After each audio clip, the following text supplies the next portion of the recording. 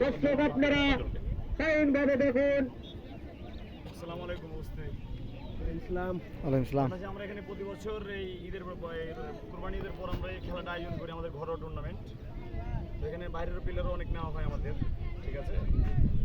তো চলে গেল সাইড লাইনের বাইরে, আমরা প্লেয়ার পাচ্ছি না বা খেলা বিবেচনা করবো একটু কি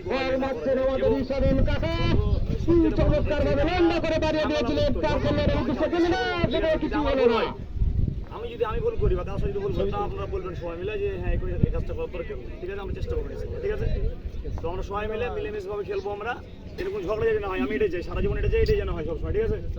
ঠিক আছে, আসসালামু আলাইকুম।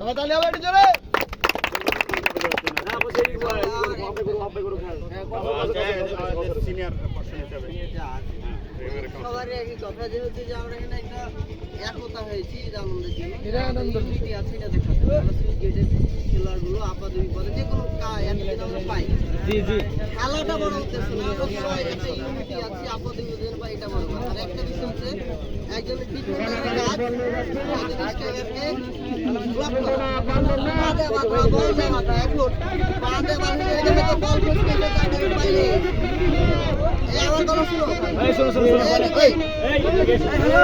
তার মানে এই নয় যে ওই যে স্ট্রাইকার পড়ে উঠে গেছে দিন ঘুষি লাগবে না, খেলার এটা একটা অংশ।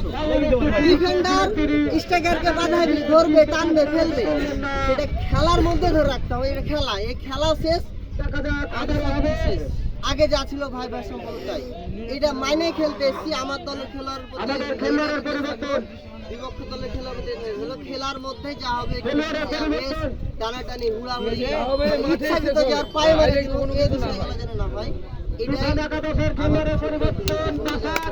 আমরা বন্ধু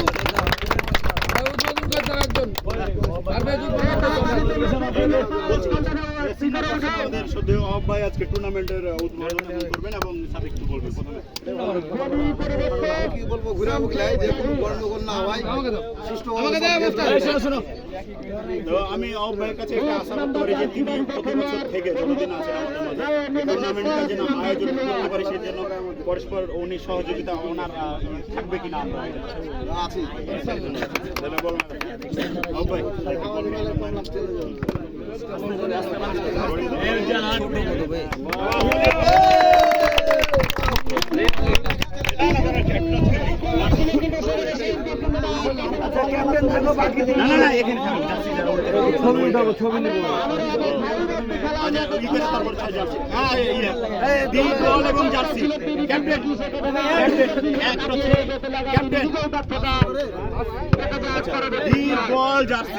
যারা টাচে জিতবে তারা